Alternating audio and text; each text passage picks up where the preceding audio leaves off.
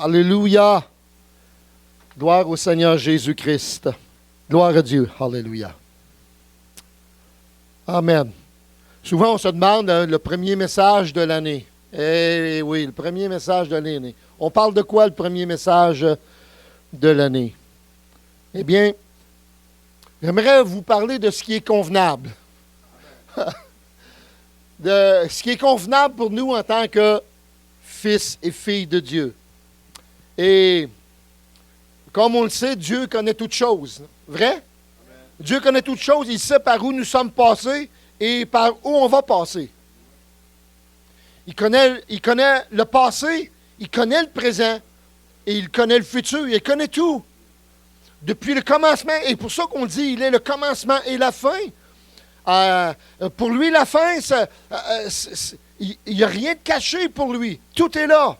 Il connaît chaque épreuve, chaque souffrance, et rien ne le prend par surprise. Aucun coup d'État, aucune révolution, aucune menace à la paix mondiale ne troublera ses plans pour cette planète fragile et déchirée par les conflits. Je m'en venais tantôt, j'écoutais encore Istanbul. Ils fêtent le Nouvel An, là, en train de fêter pour le Nouvel An. Un suppôt, moi j'appelle ça des suppôts de Satan, qui surgit dans la salle déguisé en Père Noël. Dieu, c'est pas un Père Noël.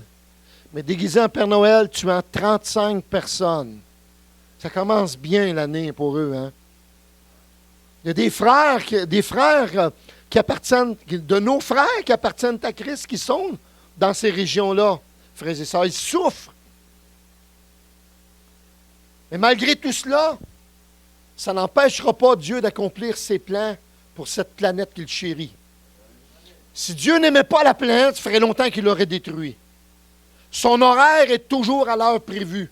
Il est toujours à l'heure, Dieu, jamais en retard. Peut-être que nous, on le pense en retard, mais lui, il ne l'est pas. Il tient fermement entre ses mains puissantes les rênes de l'autorité souveraine. Il est souverain. La Bible dit qu'il règne. C'est lui le souverain sur toutes choses. Et j'espère que cela nous rassure et nous réconforte au moment où nous entrons dans cette nouvelle année de 2017. Au début des louanges, j'ai marqué une année bénie de récolte. Il est temps que l'Église récolte ses fruits, récolte ses gerbes. Et si vous regardez à l'extérieur, vous allez voir que les gerbes sont déjà blancs. Il a neigé hier, donc tout est blanc, tout est prêt pour la moisson. Alléluia! On peut aller la chercher. Dieu a un grand nombre de bénédictions en réserve pour ses enfants et pour son Église. Il fera encore lever son soleil et tomber la pluie aussi bien sur les justes que comme sur les injustes, faisant même prospérer les méchants afin que la bonté de Dieu les amène à la repentance. C'est ce que Dieu veut. Dieu veut que tous viennent à la repentance. Je me suis souvenu de cela l'autre jour en voyant le soleil se lever à l'horizon. Combien de fois cela s'est-il produit depuis le commencement de la création? Hein? On ne sait même pas à quel âge a la Terre présentement. On a une estimation approximative, on a des approximations, mais quand même, combien de fois le soleil s'est-il levé? Voyez-vous, chaque matin, le soleil levant nous rappelle la fidélité de Dieu, et surtout pour nous les croyants. Dieu est fidèle. Il est fidèle. Alors, pourquoi nous, on ne serait pas fidèles en retour? Toutes choses sont marquées par sa bonté et sa grâce infinie. Toutes choses sont marquées par ça. C'est par grâce que vous êtes sauvés, par le moyen de la foi. Et ça ne vient pas de vous, c'est un don de Dieu. C'est un don que Dieu nous a fait. Amen. Wow! Toutes les promesses de la Bible devraient nous réjouir. Est-ce que les promesses de la Bible vous réjouissent? Pas sûr. Hein? Est-ce que les promesses de la Bible vous réjouissent? Dieu a-t-il une promesse pour vous? C'est important.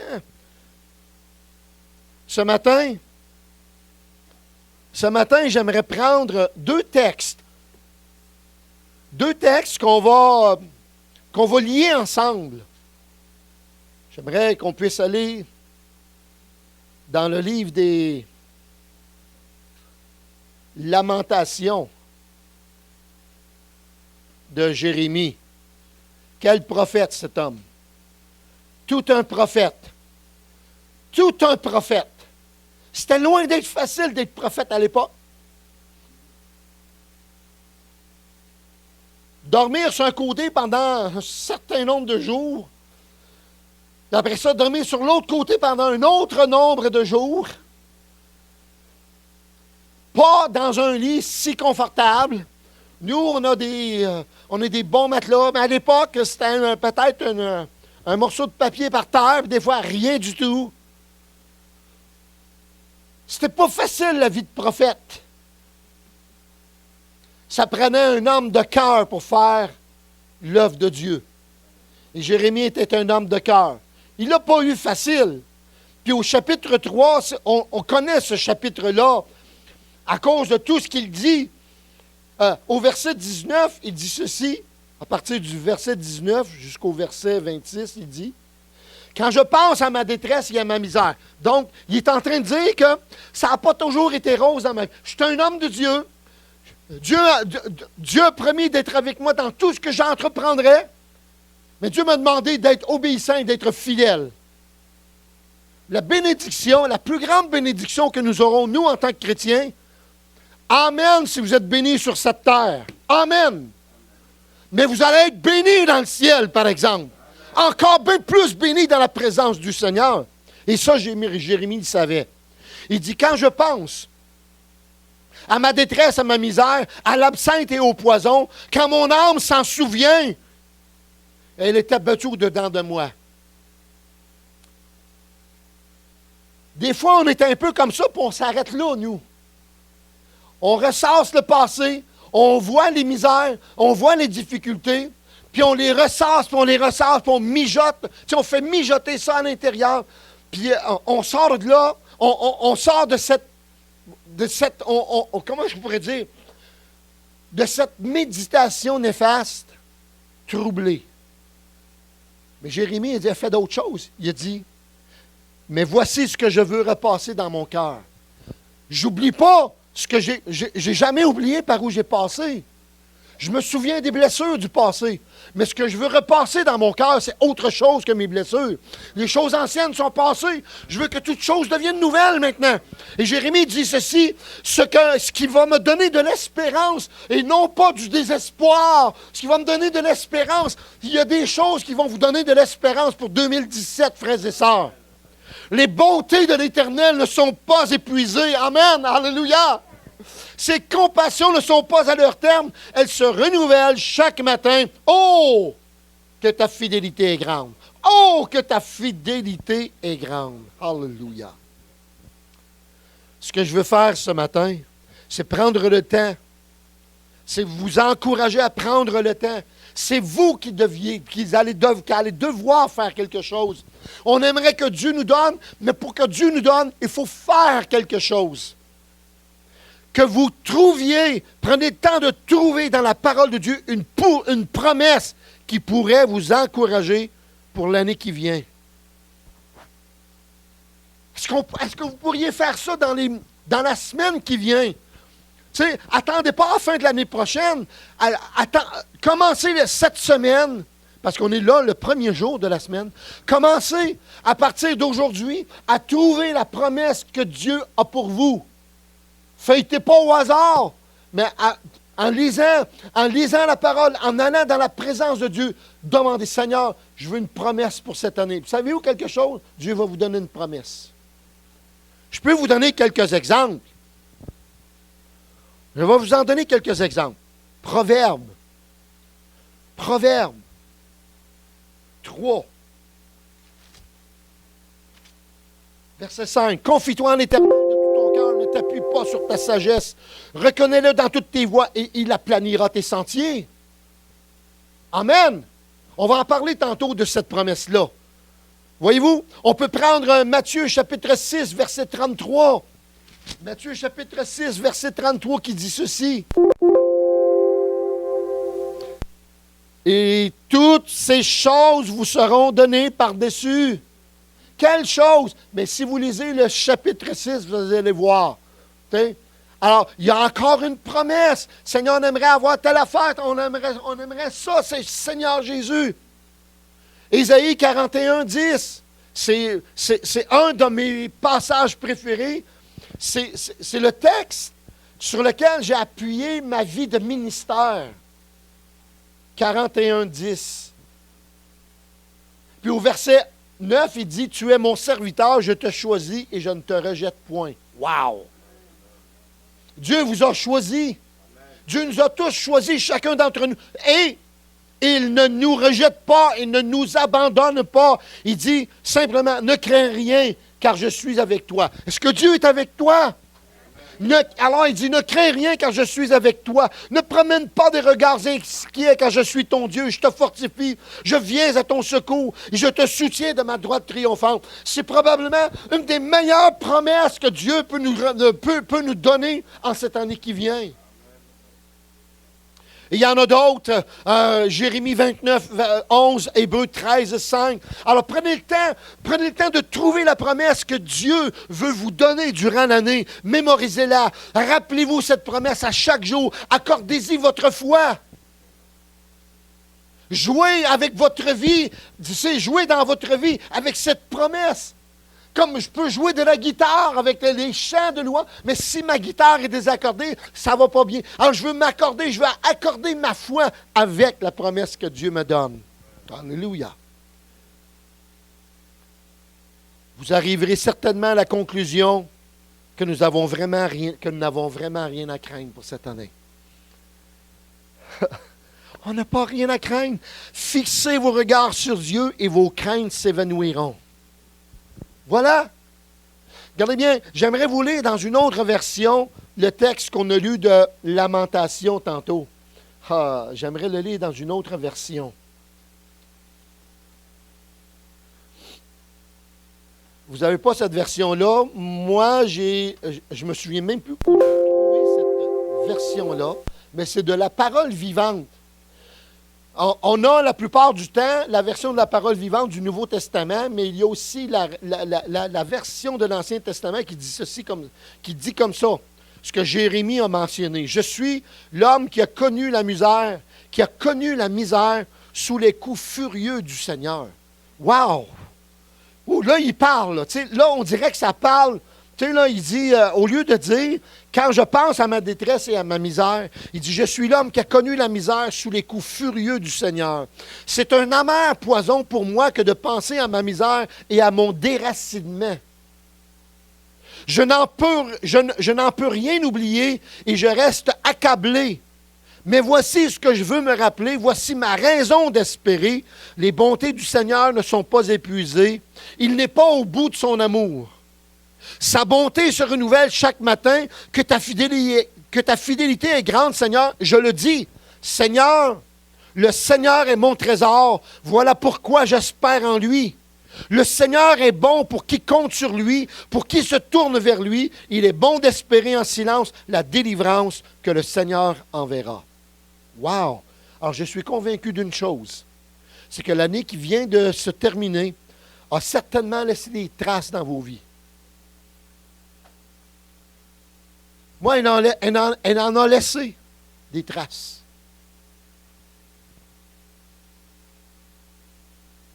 Peut-être avons-nous connu la douleur des larmes. Avez-vous pleuré durant l'année à cause d'une situation difficile? Moi, j'ai pleuré. J'ai eu des larmes. La souffrance, on a souffert. On a eu des déceptions. Il y a des gens qui, à cause de la déception, ont abandonné Christ. Et moi, ça me brise le cœur. Je me dis, Seigneur, tu sais, et quand je vois quelqu'un déçu par toutes sortes de situations, et plus souvent qu'autrement, les gens disent déçu par les chrétiens. Mais moi, je dis, ça prouve une chose, qu'il n'y a pas un homme de parfait sur la terre, à part que Jésus-Christ, qui lui l'était. Alors, je dis aux gens qui sont déçus, est-ce que Jésus t'a déjà déçu? Puis il n'y en a pas un qui est capable de dire que Jésus l'a déçu. Alors, j'ai dit, garde tes yeux fixés sur Jésus. Parce que l'homme va toujours te décevoir. J'ai vu des pasteurs qui ont déçu leur assemblée. Ça me bouleverse. Je peux pas. J'ai de la misère. C'est quelque chose qui... J'ai dit, Seigneur, comment ça? Pourquoi?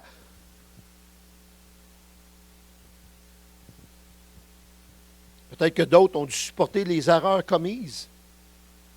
Mais nous devrions commencer la nouvelle année en nous renouvelant notre espérance et notre courage.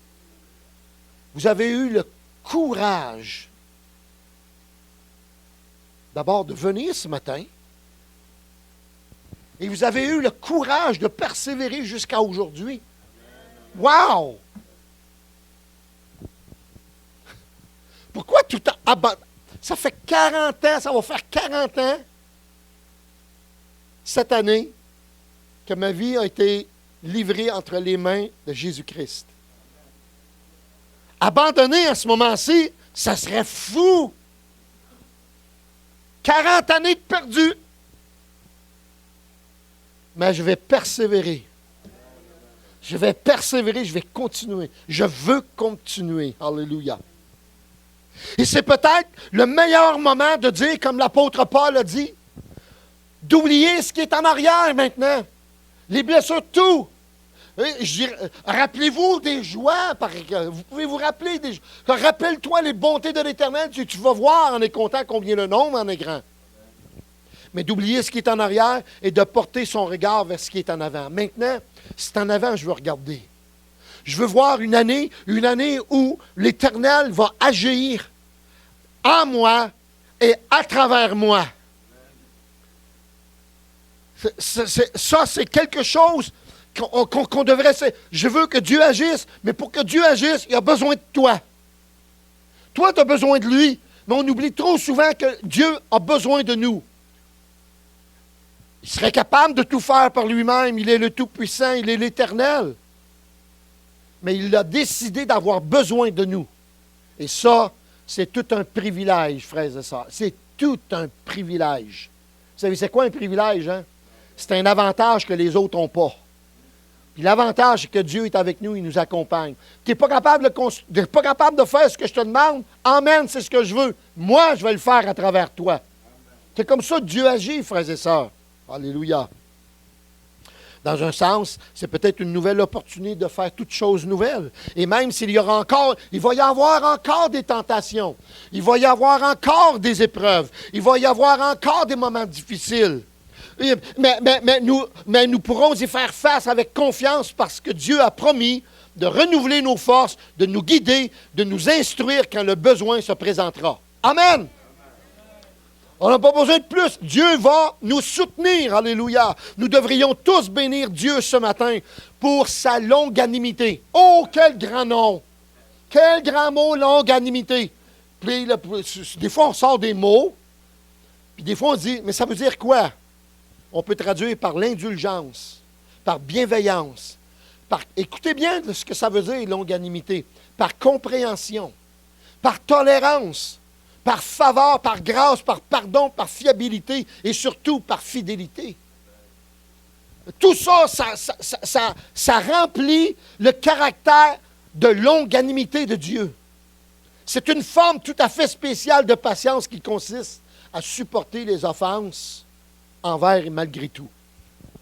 Car faut-il qu'elle soit grande, infiniment grande, même devant la multitude des offenses qu'il reçoit à chaque instant de la part des hommes.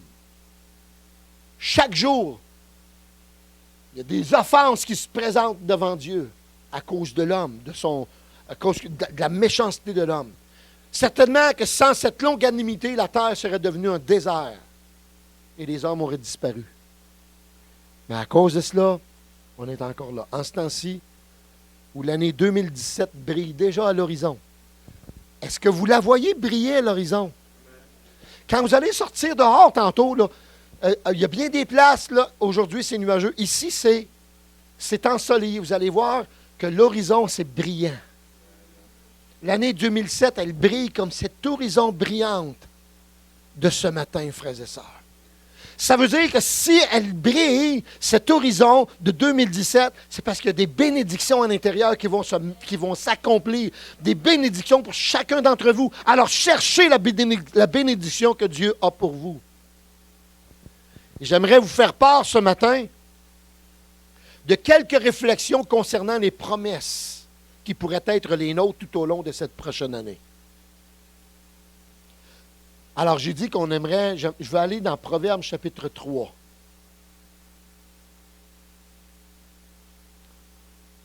Proverbes chapitre 3. Le verset, on l'a lu tantôt. Confie-toi en l'Éternel, versets 5 et 6. De tout ton cœur, ne t'appuie pas sur ta sagesse, reconnais-le dans toutes tes voies et il aplanira tes sentiers. Il y a des réflexions, il y a des choses qui, pour moi, je pense qu'on retrouve dans chaque promesse de la parole de Dieu. D'abord, une promesse est faite avec une confiance implicite qui apporte une direction infaillible. Confie-toi en l'Éternel de tout ton cœur. Considérons quelques instants l'histoire de Joseph, par exemple, qui, après un complot infâme de ses frères, se retrouve dans un pays et une culture qu'il ne connaissait pas et dont il ne comprenait pas la langue. Il se retrouve sous la garde d'un dénommé Potiphar, chef des gardes, et un historien juif décrit Potiphar comme étant le chef des bourreaux. On ne plaisantait pas avec cet homme, c'est un militaire expérimenté qui avait pouvoir de vie, de mort. Et pourtant, non seulement Joseph a dû s'adapter à sa nouvelle situation, mais il a prospéré. Il a prospéré, il s'est épanoui, et cela pour une grande raison. Il y avait une promesse dans sa vie, l'Éternel serait avec lui. Et la Bible dit, l'Éternel était avec lui dans Genèse 39, 2. Et Joseph n'a pas eu besoin de dire à Potiphar que l'Éternel était avec lui, parce que Potiphar l'a vu de ses yeux. Et vous remarquez qu'il n'est jamais dit que Joseph a demandé quoi que ce soit à son maître, mais qu'il a trouvé grâce devant son maître. Pourquoi? Parce que l'Éternel était avec lui. Quand j'ai dit tantôt que dans une promesse, on remarque une confiance implicite. Le mot implicite veut dire qui se manifeste par la conduite et non pas par des affirmations. Trop de gens disent « je suis chrétien », mais dans leur conduite, ils sont loin d'être chrétiens. Vous comprenez? Une confiance implicite. La confiance, c'est la foi aussi. Donc, une foi implicite, c'est une foi qui se manifeste dans notre conduite aussi. On dit, je marche par la foi, et les gens disent, ça paraît, on le sait que tu es chrétien, ça paraît que tu es chrétien, on sait, on voit Dieu se manifester dans ta vie. Ben, nous, on pense pas que c'est Dieu, mais la vie tourne bien pour toi. Même dans les épreuves, la vie tourne bien pour toi. Tu sais, là, le témoignage que les autres donnent de nous montre si notre foi est implicite. On a besoin de ça, frères et sœurs. La foi implicite de Joseph a été reconnue par Potiphar parce que ce dernier a vu la preuve de cette foi dans la vie et le travail de Joseph. Et ça, c'est ce qu'on appelle une combinaison gagnante. Une combinaison gagnante. Alléluia. La foi se voit dans notre vie, dans notre travail, bien plus qu'à l'Église. À l'Église, on dit tous qu'on est des gens qui aiment le Seigneur, qui avons la foi. Puis dans le monde, c'est tous des gens qui n'ont pas la foi. Des fois, je partage des choses. Dernièrement, j'ai partagé... moi, je ne cours pas trop Facebook. Mais quand il y a quelque chose qui peut avoir un impact, j'ai mis une petite vidéo je pense que c'est un ancien musicien avec des dreads, là, tu sais, les espèces de...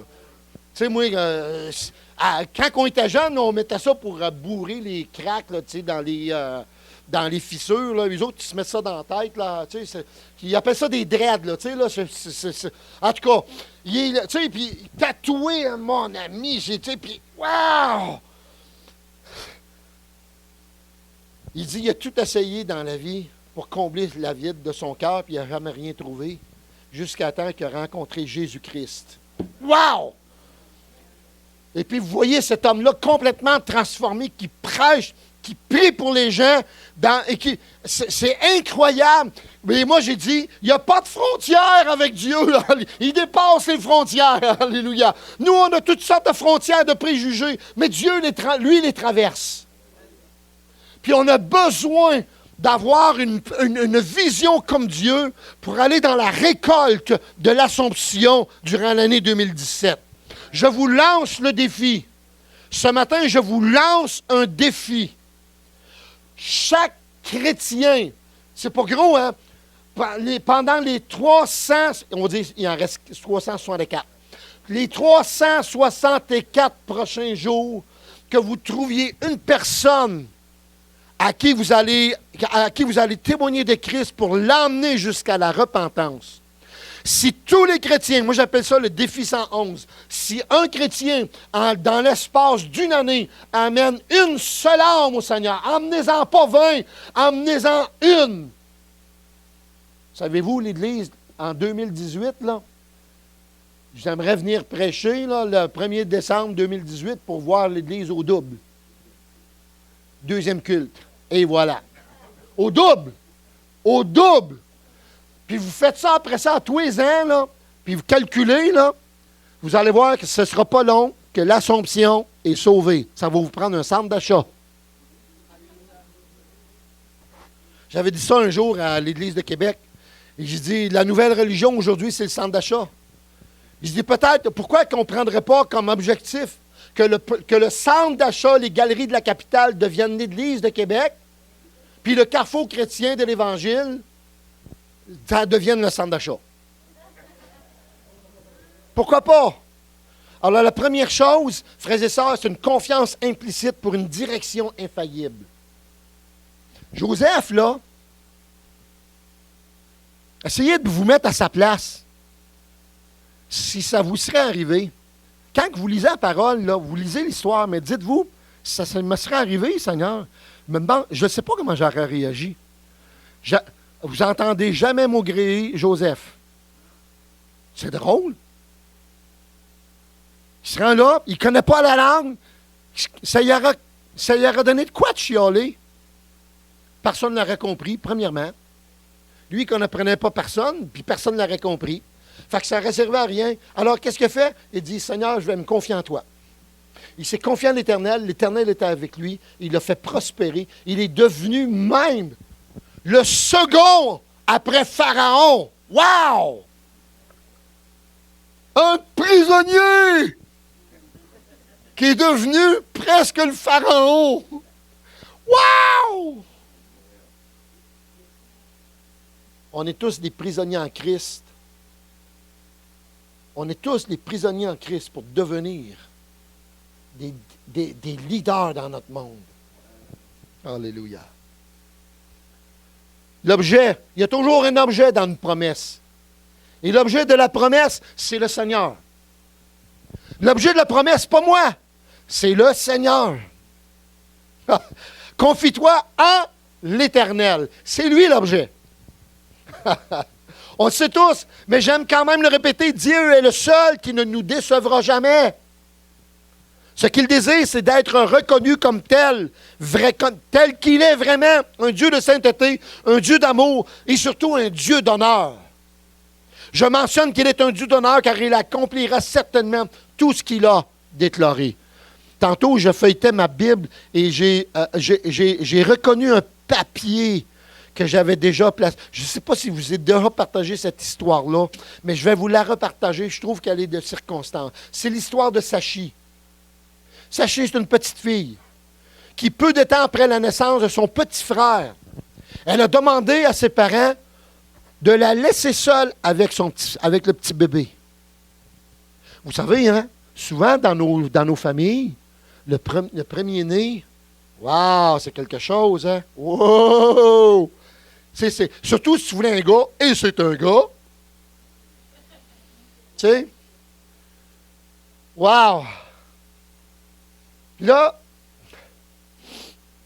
Tu as un deuxième enfant, il y a à peine quelques semaines, puis là, le plus vieux, il dit, j'aimerais ça être tout seul avec lui, là. Tu sais? Mais ils ont refusé, craignant qu'elle ne veuille lui faire du mal par jalousie. Vous savez, hein? C'est souvent comme ça. Mais elle ne semblait, les parents ont remarqué qu'elle ne semblait pas jalouse, mais très gentille avec le bébé. Et après insistance, les parents ont accédé à la demande de Sachi. Alors Ravi, elle entre dans la chambre et pousse la porte qui resta légèrement entr'ouverte. Et juste assez pour que les parents puissent suivre la suite. Et là, ils ont vu la petite Sachi s'approcher du berceau. Elle approche son visage de celui du bébé.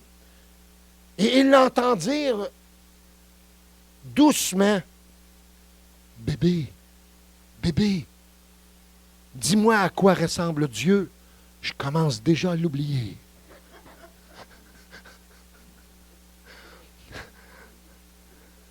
Avez-vous oublié Dieu? À quoi ressemble-t-il? Tu sais, une histoire simple, mais wow! Il y a une profondeur. C'est tellement important d'apprendre. C'est l'objet de notre promesse. C'est qui ça, ce Dieu-là que je sers? Marc-André, dans son séminaire de la vie chrétienne, a dit ceci, « Nous ne pourrons jamais assez nous pénétrer du fait que Dieu veut notre bien. Dans son amour, il nous a formés tels que nous sommes et a soigneusement intégré toutes les particularités qui nous caractérisent pour que nous lui rendions gloire. » Et même mon manque de cheveux, même tous ces traits qui font de moi que je suis unique. Il n'y a pas deux réelles Godettes dans le monde. Il y a peut-être quelqu'un qui me ressemble, mais il y a une particularité qui m'appartient à moi tout seul. Et c'est tout ça là, pour dire, on est là pour rendre gloire à Dieu. C'est pour ça que moi, en tant que pasteur, j'insiste souvent auprès des fidèles, et le pasteur Jean insiste souvent, est-ce qu'on est capable de rendre gloire à Dieu à la mesure dont il doit la recevoir? Tu sais, là, est-ce qu'on se réjouit dans la présence de Dieu? Ou est-ce qu'on a des Henri face de cheval? Tu sais, un visage d'Henri face de cheval. Je suis donc content d'être chrétien.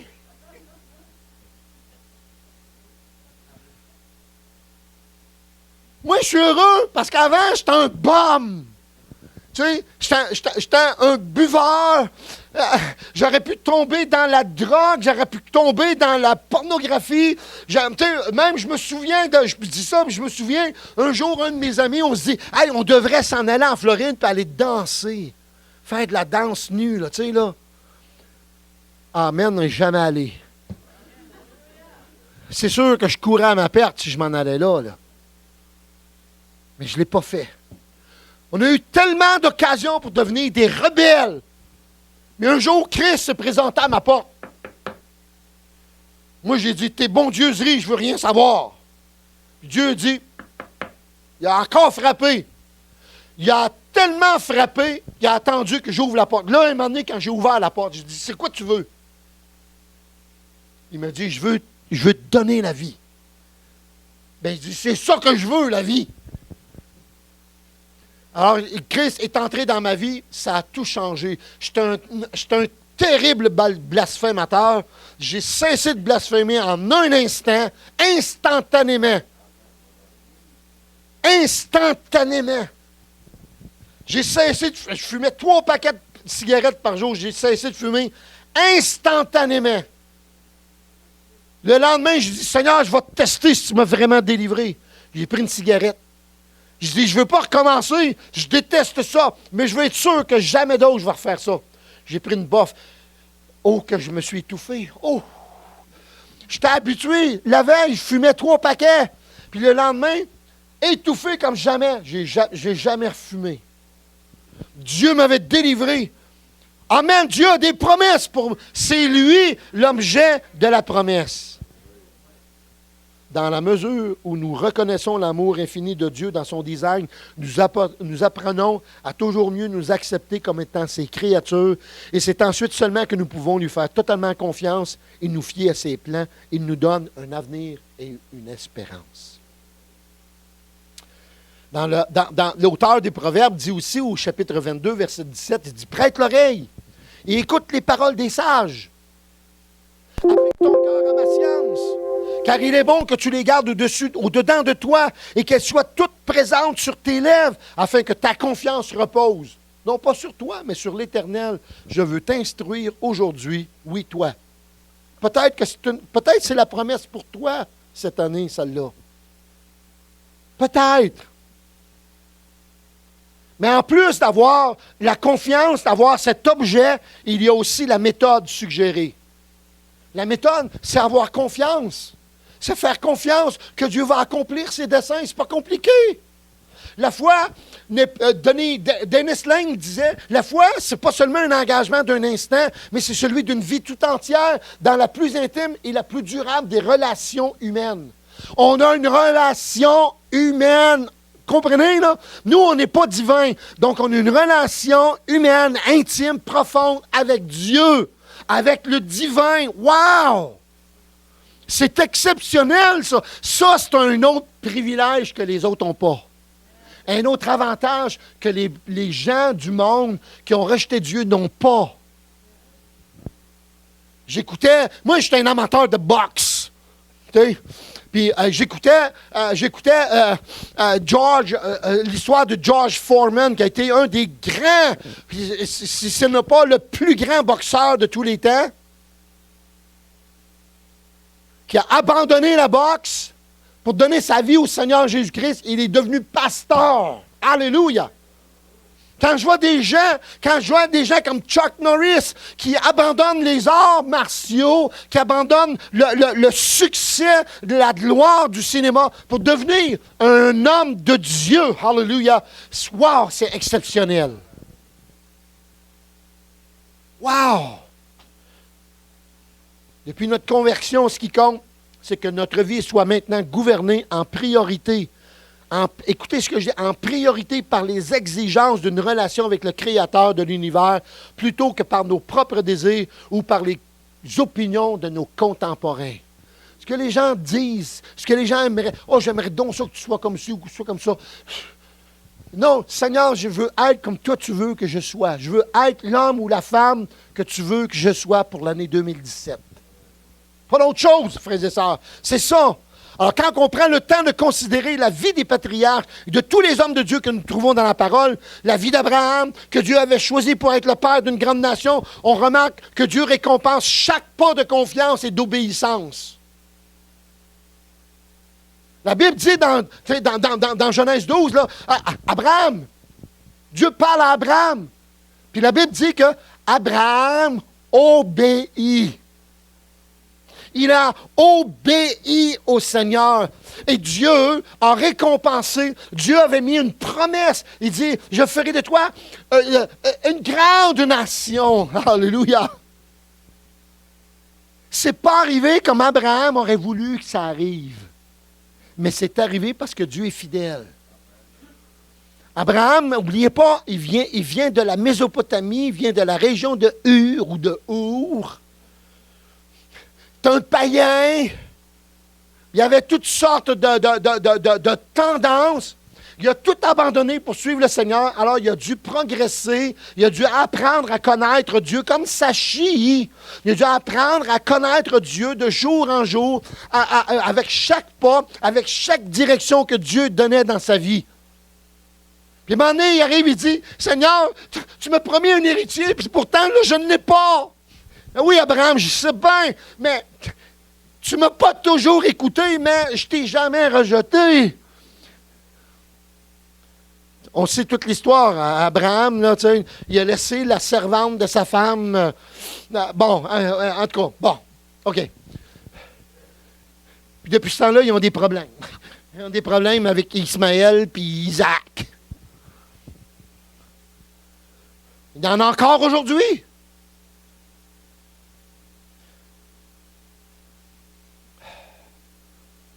Notre confiance en Dieu nous mènera toujours à la découverte de la volonté de Dieu pour notre vie. Point.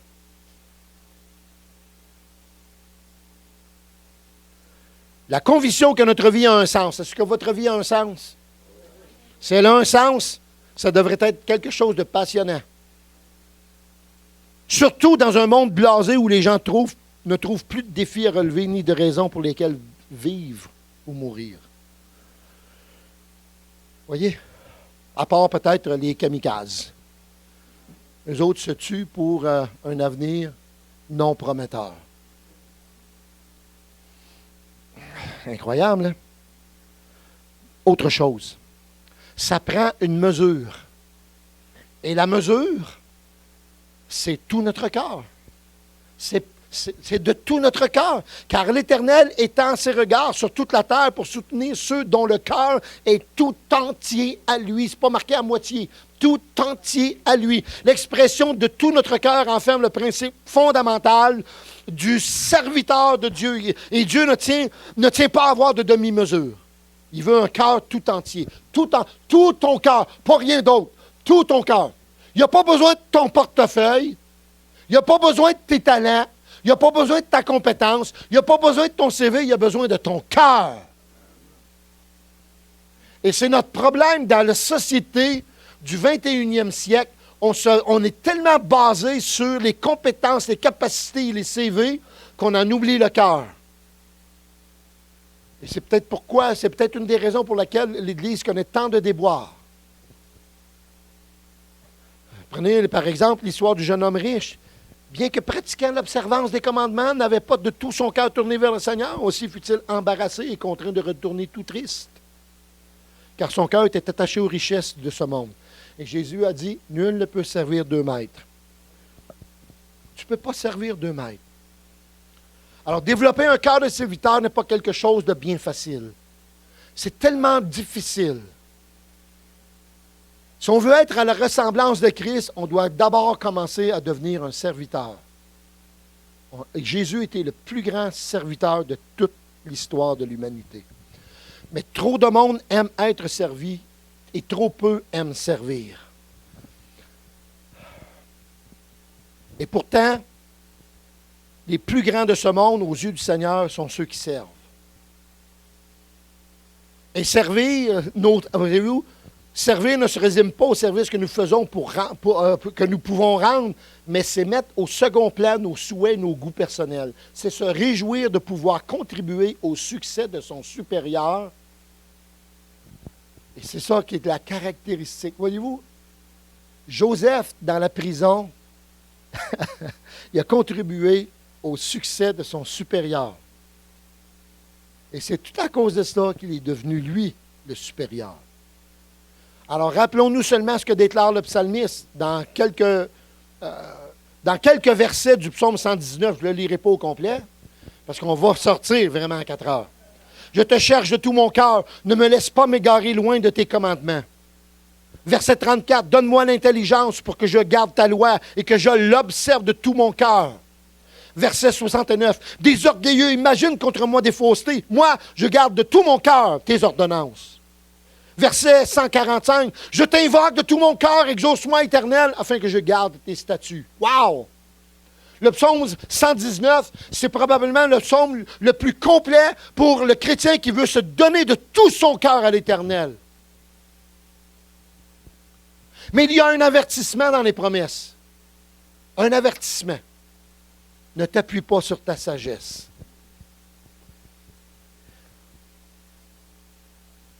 Il est écrit dans Romains, chapitre 12, verset 16, « Ayez les mêmes sentiments les uns envers les autres. N'aspirez pas à ce qui est élevé, mais laissez-vous attirer par ce qui est humble. Ne soyez point sages à vos propres yeux. » Combien il est difficile, pour ne pas dire impossible, de ne pas nous croire très sages, très raisonnables, et de ne pas considérer nos actions ou nos paroles empreintes de sagesse. Wow! Pour arriver à cela, il faut que notre moi ait été réellement crucifié, que l'Esprit de Dieu nous ait convaincus. La sagesse du monde, c'est une folie devant Dieu. La folie de Dieu, ça dépasse toute la sagesse humaine.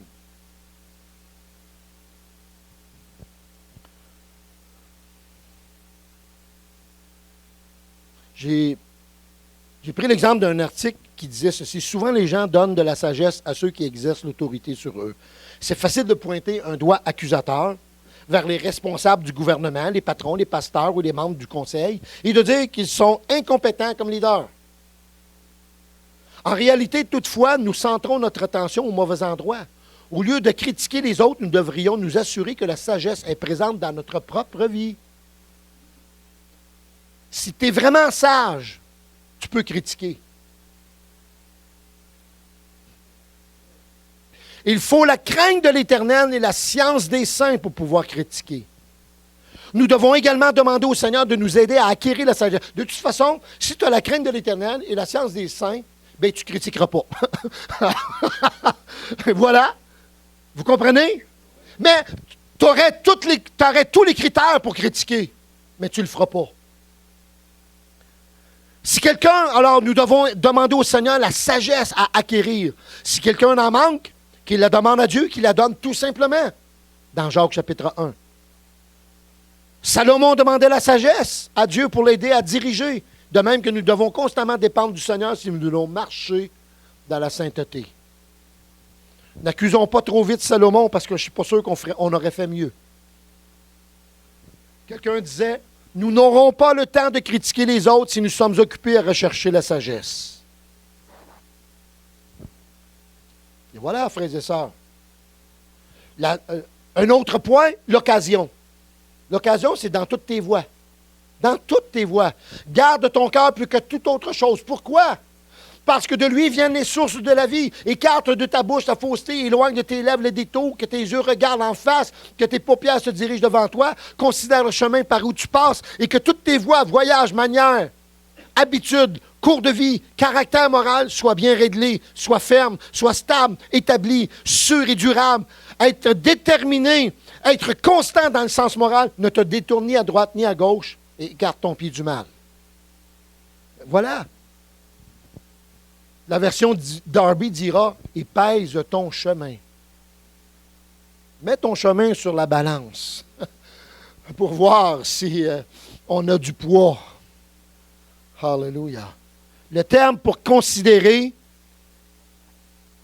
considère le chemin par où tu passes, c'est palak qui signifie placer sur la balance, mettre au niveau, équilibrer et peser.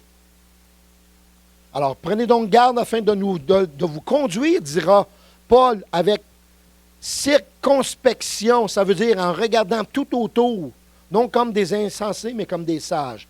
Alors, si nous voulons bien comprendre ce que signifie considérer le chemin par où l'on passe, le contraire serait de marcher avec insouciance, sans guide et sans plan précis. Nous ne pouvons abandonner notre vie chrétienne à la chance.